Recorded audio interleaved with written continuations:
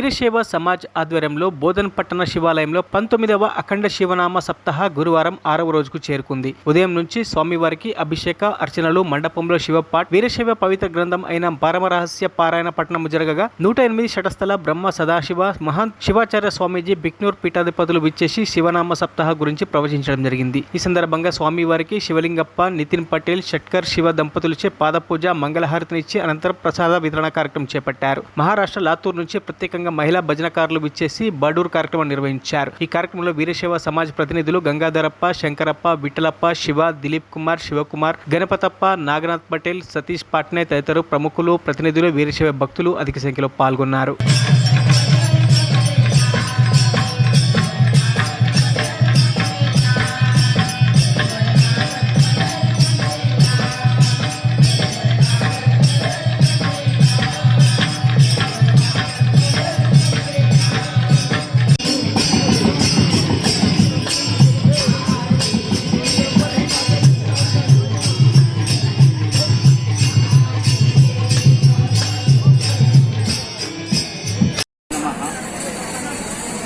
ఆది జగద్గురు వెనుకాది పంచాచార్య స్మరణ చేస్తా.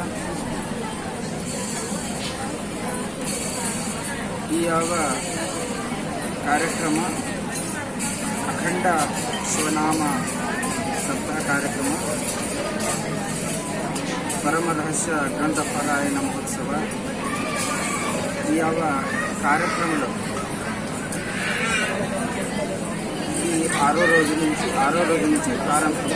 6వ రోజు అవుతుంది, కానీ చాలా బ్రహ్మాండంగా ఇక్కడ భక్తి చాలా ఆనందంగా వచ్చి భక్తి శ్రద్ధతో చాలా బ్రహ్మాండంగా ఈ రహస్య గ్రంథ పారాయణము, భక్తి జప తప అఖండ ఆరాధనను చాలా బ్రహ్మాండంగా చేస్తూ 6వ రోజు అవుతుంది. ఈ కార్యక్రమంలో చాలా భక్తులు పాల్గొని తను మన ధనతో సేవ చేస్తూ, దాన ధర్మాది చేస్తూ, తన జన్మాన్ని స్వార్థక చేసుకోవాలంటే, జీవన పావన చేసుకోవాలంటే మనము ఇలాంటి మంచి కార్యక్రమంలో అందరూ పాల్గొంటుని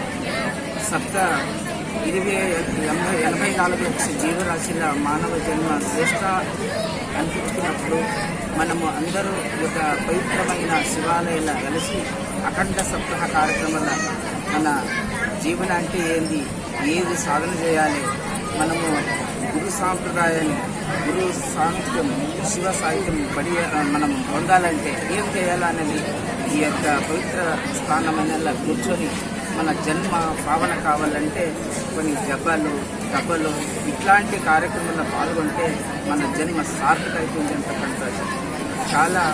ఇంత పోయిన 5-6 సంవత్సరాల క్రితం 5-6 సంవత్సరాల శ్రీ బిక్నూరు సిద్ధరామేశ్వర టెంపుల్లో కూడా శివలింగ శివాచార్య మహాస్వామీజీ వారి కొంత దివ్య సన్నిధానంలో చాలా బ్రహ్మాండంగా కూడా బిక్నూరులో జరిగింది.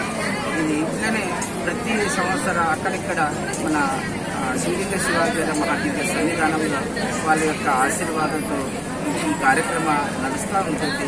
ఈ కార్యక్రమంలో భక్తులందరూ కలిసి మన జీవన సార్థక చేసుకోవాలంటే, మన జీవన పావన చేసుకోవాలంటే, భక్తి శ్రద్ధల ఆధ్యాత్మికలో రావాలంటే ఈ యొక్క కార్యక్రమంలో పాల్గొంటే మన జన్మ సార్థక. మరిన్ని అప్డేట్స్ కోసం మా ఛానల్ని సబ్స్క్రైబ్ చేయండి.